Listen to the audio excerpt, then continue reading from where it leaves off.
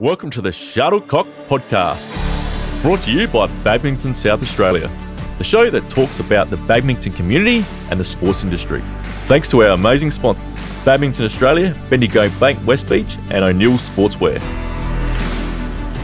Hello everyone, welcome to the Shuttlecock podcast. I'm your host Callum Dunk. Joining us on the show today is the Pathways and Participation Coordinator for Paralympics Australia, Josh Henschke. John, how are you, mate?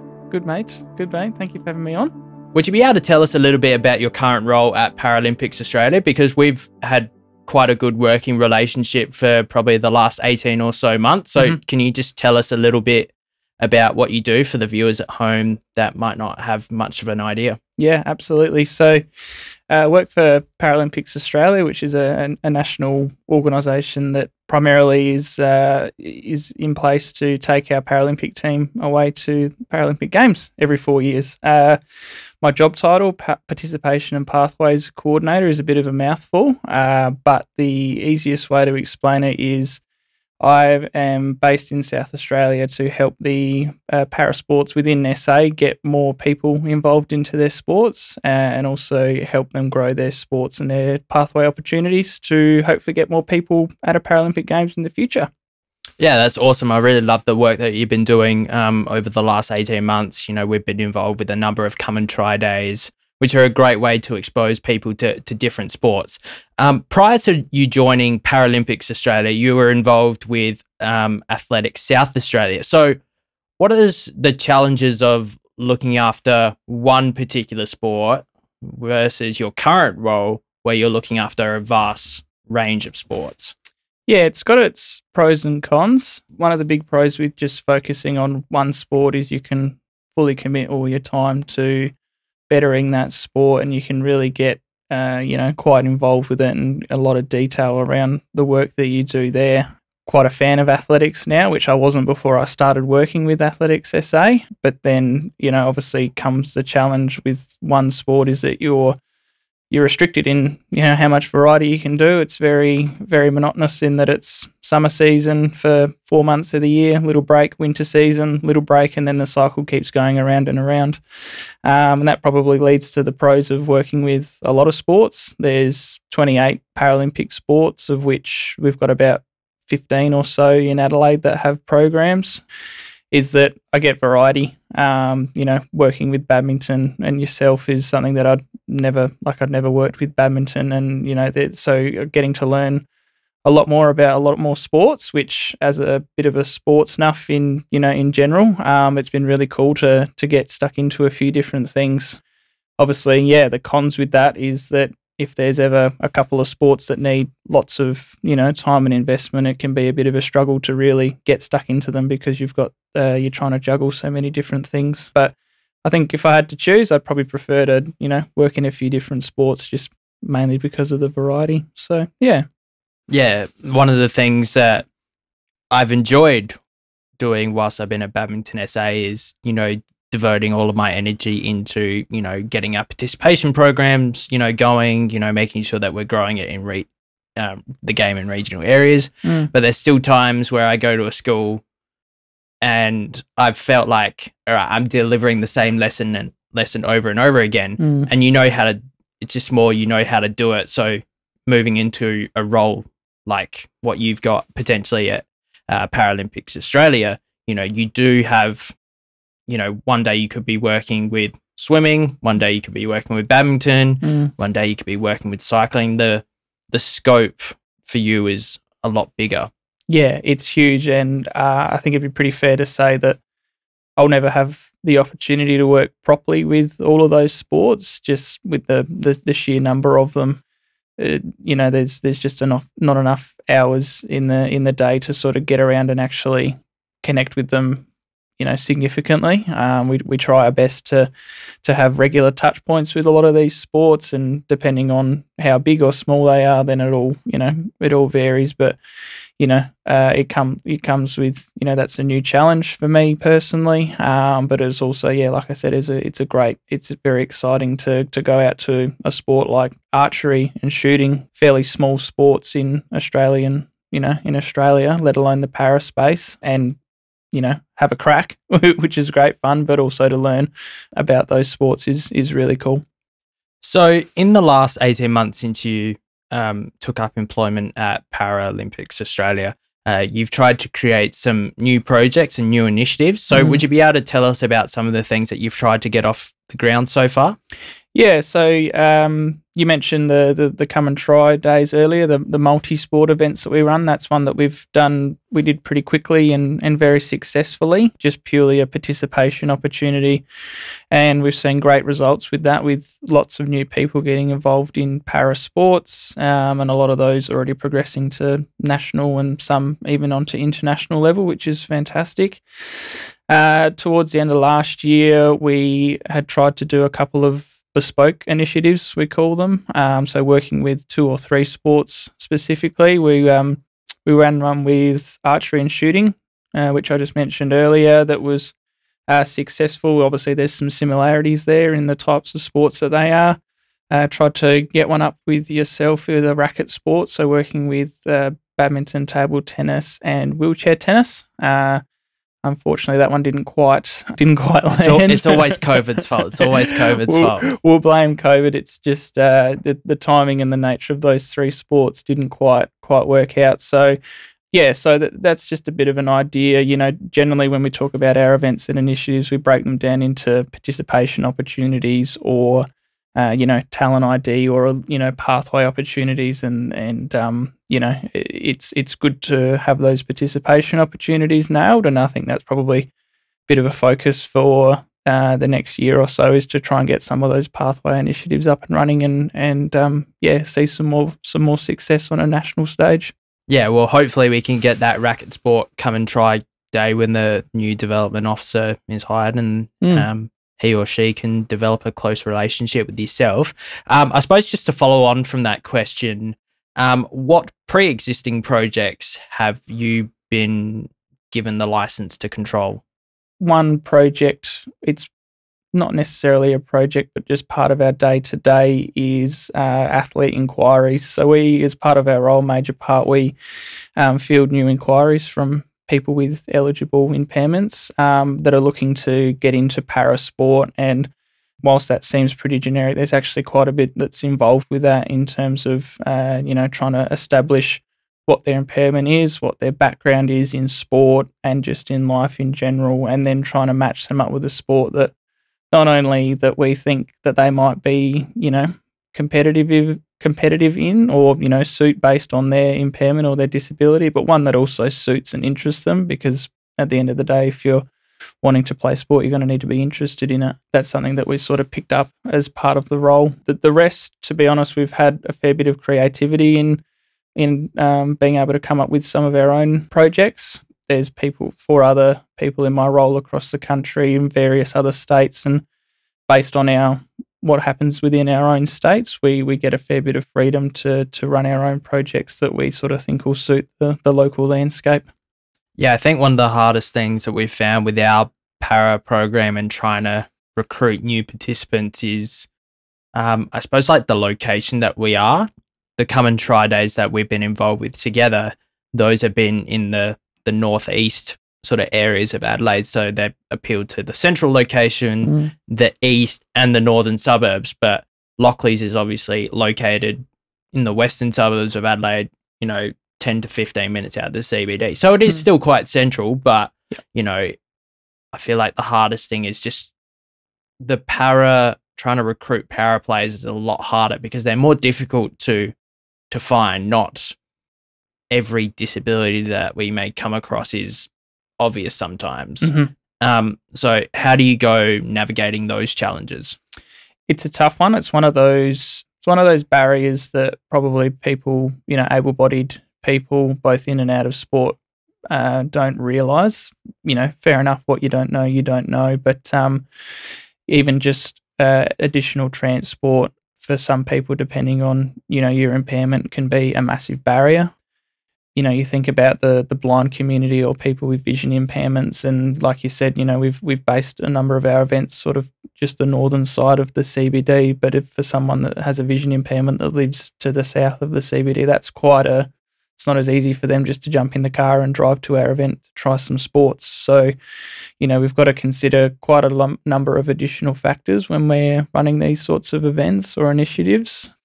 We'll have another multi-sport event in September, and that one will be sort of towards the south or the west of the CBD. And I guess the reason for making that shift was to, talk to some of your points around we're hoping to make it a bit more accessible for people that live the other side of town to what we've run our events previously, to hopefully engage a few more of the community from that side, because, it's just easier for them to get to the event. So. Yeah, I remember when I was coaching at Henley Sharks for their intellectual disability football team, a lot of the players were not local to the western suburbs in Henley. They were, a majority of them were in the northern suburbs. So it was extremely hard to try and coordinate trainings and make sure players were able to get to games, even though it's a different type of disability. There's still those similar barriers that are in place. John, what are the challenges of trying to promote disability sport compared to able-bodied sports? I think one of the main challenges is just the centralization of info. So there's not necessarily, like able-bodied sports, if you're a young child or you're a parent and you want to see what local options you've got in football, you hop on Google and you type in football in my area or something like that. If you were to do that with para-badminton, whilst it might direct, to the website and provide that information for Lockleys, like you said, but if somebody lives way out north, they've got no other information that's available to them. And I guess trying to make that as easy as possible so that information's accessible is the first one. And then there's also a lot of challenges with the different types of disabilities that are out there and the different offerings. So primarily Paralympics sport, most of the people that participate in that have physical impairments. We've also got classes for people with vision impairments and intellectual, but then there's a whole other range of, there's hearing impairments, there's autism, and those sorts of things that Paralympic sports don't necessarily cater to. So there's a whole lot of different stuff that's going on that it makes it hard to really get all that information in one easy, accessible place. And I guess the other challenge is that a lot of groups that run these sports don't necessarily have the means or the income to really actively, and heavily promote it as much as some able-bodied sports that get a lot of funding through, memberships and all that sort of stuff. So, yeah. I suppose one of the challenges from Badminton South Australia's point of view with our para-badminton program is just the sheer finances. We don't want cost to be a barrier for players, but at the same time, we're a non-for-profit organisation that doesn't get a massive amount of government funding compared to some of the other sports that are around, but we do well with the resources that we have. How difficult sometimes is it to work with sports that may not have the financial capacity to keep a program sustainable and viable for an ideally in a long-term capacity? Yeah, it's really hard. Like you said, you want to try and reduce the barriers as much as you can for people to participate, but it's a very fine balance because you need to, bring in funds to keep these programs going. And as much as we'd like, groups like Paralympics Australia or state government or even councils, like as much as you'd like to think that we can lean on them regularly, when you think the number of sports that are doing things, the pot's not endless. Like it's got its limits in terms of how much money can be shared around, and that's when it becomes a bit of a balancing act of how much do you charge players for sessions and things like that, because at the end of the day, it costs people to play sport, and regardless of whether it's a parasport or an able-bodied sport, there's going to be a cost involved, and there has to be. But like you said, those smaller programs, it becomes harder to balance. Often it falls back to volunteers, which never, super sustainable unless you've got really dedicated people. But even then, dedicated people, sometimes their time comes to an end in sport as well. And then we've seen it where programs have been free and volunteers move on, and then the program stops, which is never good for anyone. So, yeah, it's incredibly hard. John, we've done a lot of come and try events for para badminton in the past. Mm-hmm. How are you potentially looking to work with the next development officer in order to try and recruit a few extra numbers to the program? Because our development squad on a Tuesday night is going really well at the moment, but we'd definitely love, I should say, for more people to come along to that Wednesday night session, which is meant to be more of a participation session and just getting people involved with sport. So how are you and potentially Badminton SA going to work together in the future? Yeah, so I think particularly for that Wednesday night session, it's going to be a collaboration between PA and Badminton SA to really identify a couple of key impairment types or age brackets, or we try to work with parasport quite specifically on impairment types that would suit the program, and then from there we look for the types of athletes that we feel would suit that group, and then through not only the participation opportunities but through some more specific work on advertising what type of athletes would suit the program, and being a little bit more direct in saying that we've got a particular type or a particular need, and we're looking for people who would fit this, is probably the next step for us. I won't go into para classes within badminton because that's we don't have enough time to explain how that works, but lining up someone who can come out in a wheelchair class and then someone else who's short stature to work with Angelina would be amazing. And it would just be spending a bit more time looking for those, the particular types of athletes that would help that program, sort of take the next step. Yeah. Yeah, we have a variety of, for those of you who don't know at home, we've got a variety of classifications, I suppose, already in our para badminton program. We've got Sashka, who's got CP. We've got Angelina, who's short stature. We've got Richie, who's in a wheelchair. Katie's also in a wheelchair. Kim, who's previously been part of the SASI scholarships, has got CP as well. So we've got Grant, who's in a wheelchair as well. So we've got a good, sustainable group of core players, but it's just more about trying to expand those, expand it. So we have a few more participation opportunities, and, people get different chances to rally with other players that they may not normally would. And anytime that you get someone involved in that type of setting, it's really rewarding as a coach or as an administrator. And I'm sure you see that with lots of other sports that you come across. Yeah, definitely. And I think the promising thing with badminton is that sometimes when we're looking for these new athletes, the program's not there to, invite them along to. So the fact that there's something as set up as the program that you guys are running makes our life easier in terms of finding new athletes. And yeah, like I said, it's probably just taking that next step and investing that a bit more time to really focus down. And then, yeah, I don't think it's far off having a couple, getting one or two more athletes, and then it's a really solid setup. So yeah, I feel like if Badminton SA could grow the program by two participants per year, that's a pretty good achievement for us until the end of 2024 when we do another strategic plan.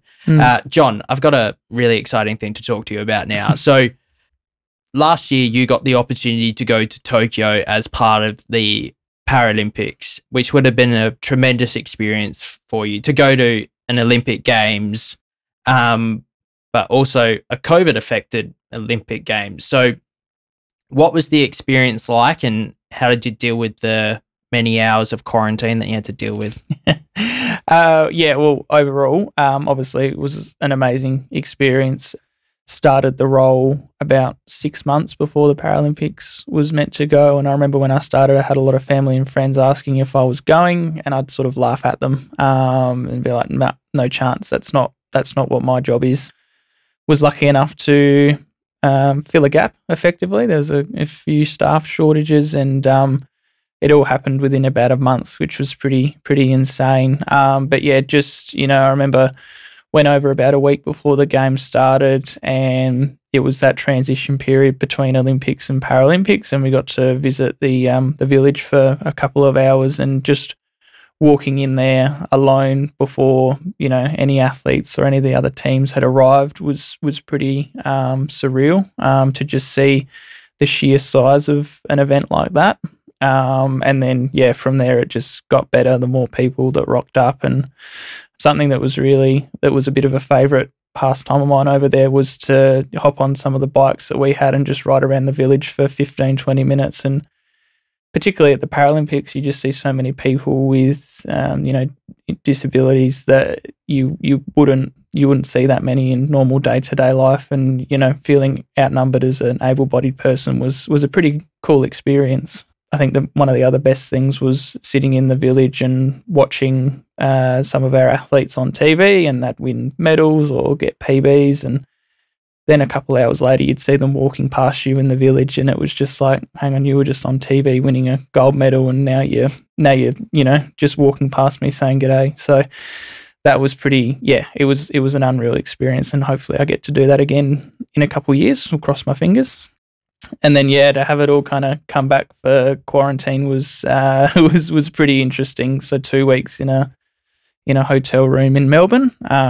Look, it was obviously I was pretty knackered, so it was nice to be able to relax and not have to worry about too much. But you got a few days in, and it started to get pretty monotonous and got pretty bored and all of that sort of stuff. I was lucky that the world we live in, that we had lots of Zoom catch-ups and phone calls to friends and all of that sort of stuff. I can't imagine what it would have been like doing that without technology. So that was the saviour. Did you binge any Netflix shows? I binged plenty of Netflix shows. To be honest, I can't even remember. Actually, to be fair, I watched probably a lot more movies than I did Netflix shows. Right. I'm a bit more of a movie guy when I get to watch some telly by myself. So, and I managed to get my PlayStation in as well. So that was I smashed out a few games as well. So that's good. At least you kept yourself somewhat sane. I did, and it was just capped off nicely with a little earthquake on the second to last day as well, just to really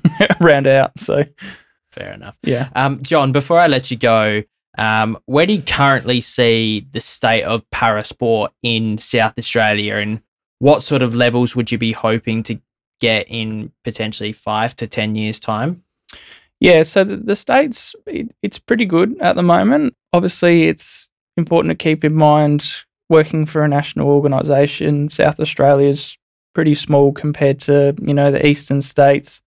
There's heaps going on in Brisbane at the moment with the announcement of the 2032 games. But SA, I sometimes think to myself, SA punches above its weight, given the size of it. We've got quite a number of good programs in South Australia that I know a lot of the other states envy, badminton being one of those examples. And I'm not just saying that given the podcast. There's probably only one other state in the country that I'm aware of that has a good quality para badminton program like we do here. And the fact that we've just got such a small amount of people to work from, we're doing pretty well.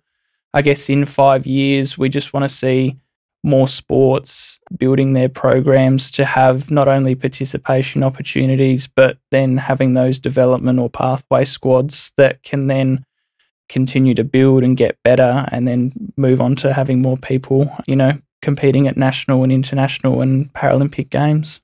Well, hopefully the Paralympics Australia and the sports that are involved can get a little bit extra funding and a few extra resources to put towards their program. Yeah. And I'm sure when those sports do receive funding that they're going to make the most of it and make it last for a long time. John, thank you so much for your time, and thanks for coming on the podcast. It's always good to catch up with you, and hopefully see you again at some point in the future. Awesome. Thanks, Callum. Thanks for having me. Thanks for watching at home. Make sure that you tune in for the next episode of the Shuttlecock podcast.